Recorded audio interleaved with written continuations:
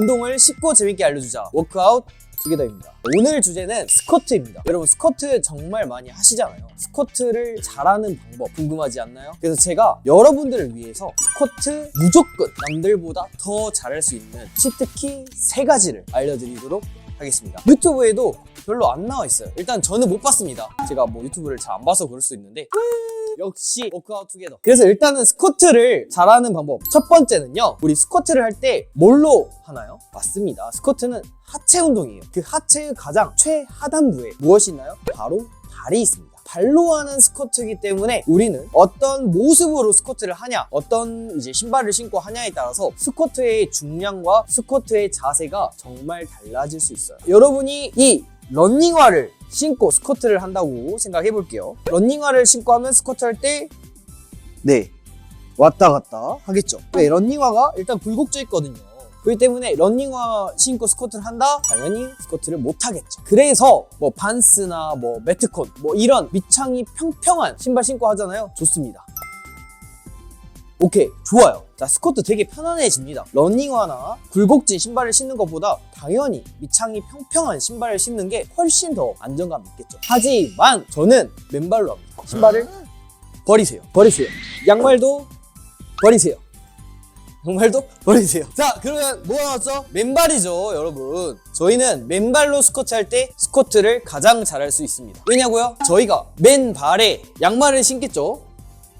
그리고 신발을 신겠죠. 그럼 어떻게 되죠? 발이 모이게 되죠. 그러면 이 발이 스쿼트를 잘할까요? 이 맨발이 스쿼트를 더 잘할 수 있을까요? 당연히 아무것도 신지 않은 이 맨발이 컨트롤을 훨씬 더 잘할 수 있게 됩니다. 그래서 저는 맨발 스쿼트를 하는 게 여러분이 스쿼트를 더 잘할 수 있는 비결 첫 번째라고 말씀드리고 싶네요. 근데 그냥 맨발로 하면 더 잘할까요? 맨발도 어떻게 쓰냐에 따라서 달라질 수 있습니다. 이 발에 대한 핵심을 알려드릴게요. 자, 발의 엄지발가락 밑관절, 새끼발가락 옆에 쪽, 그리고 뒤꿈치, 이 3가지 포인트가 잘 접지가 되어 있는 상태에서 발가락에 힘을 잘 주면 발을 100% 잘 활용할 수 있는 팁입니다. 자, 그래서 좀 자세히 보여드릴게요. 여기가 붙어있고 이쪽이 붙어있고 이렇게 붙어있죠. 지금 3포인트가. 근데 이제 한 곳이라 떨어지면 한쪽에 부하가 실리겠죠. 그래서 첫 번째는 이 3포인트가 잘 붙어있는지 인지를 하고요. 발을 그냥 대고 있는 게 아니라 발가락을 벌려서 꽉 구부려주는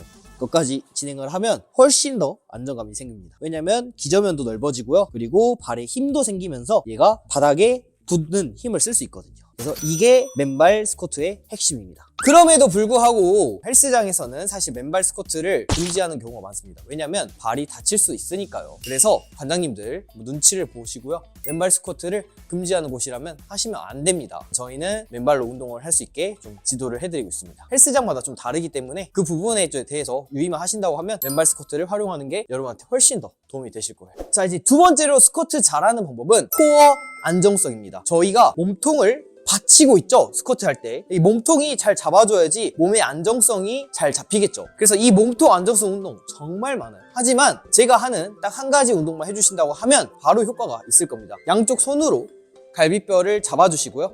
그리고 호흡을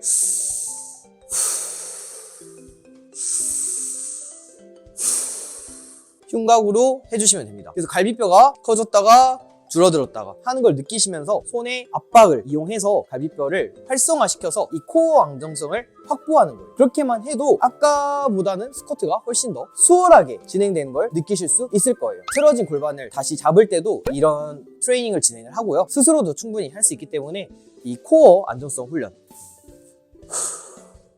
10번 정도 수행하시고 스쿼트를 하면 코어가 훨씬 더 잡히면서 스쿼트 할 때 안정감이 생긴다는 사실 알아두셨으면 좋겠습니다. 이때 주의할 점은요, 호흡을 어깨로 하는 게 아닙니다. 어깨 높이는 그대로 유지하시고요. 갈비뼈 옆으로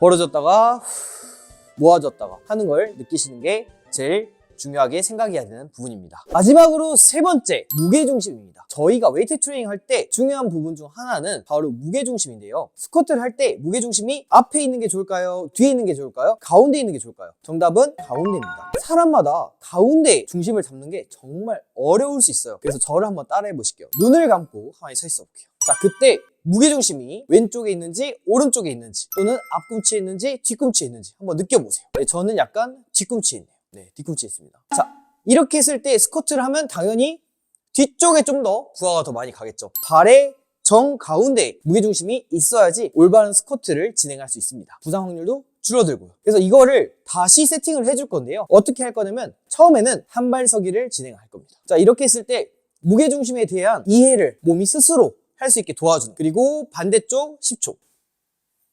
자, 이렇게 넘어질 수도 있겠죠. 자, 그리고 눈 감고 10초. 다시 반대쪽 눈 감고 10초. 자, 이번에는 발을 일직선으로 모아서 눈 뜨고 10초. 다시 반대로 눈 뜨고 10초. 자, 이제 눈 감고 10초. 다시 발 바꿔서 눈 감고 10초. 자, 이게 몸의 중심점을 찾기 위한 운동이라고 보시면 될 것 같아요. 자, 그렇게 했을 때 다시 눈을 감고 쓰잖아요. 무게 중심점이 뒤에서 앞으로 이동한 게 느껴지실 겁니다. 또는 한쪽에 쏠려 있었다면 다시 가운데 무게 중심점이 잡힌다는 걸 느끼실 수 있을 거예요. 당연히 이렇게 했을 때 스쿼트가 아까보다 훨씬 더 잘 되겠죠. 자, 그래서 이 세 가지 시트키 스쿼트 하기 전에 수행을 해주신다고 하면 여러분의 스쿼트 무게뿐만 아니라 부상 확률도 줄어들 수 있다는 점 알아두셨으면 좋겠습니다. 역시 워크아웃 투게더. 그래서 다시 한번 요약을 해드리자면요, 스쿼트를 남들보다 훨씬 더 잘할 수 있는 방법, 첫 번째, 맨발로 스쿼트 하기. 맨발을 할 때는 발가락을 벌리고 엄지, 새끼발가락, 뒤꿈치 이 삼각형을 잘 눌러준 상태에서 발가락을 벌리고 힘을 준다. 두 번째는 코어 안정성 훈련이었죠. 몸통에 손을 얹고요, 호흡을 크게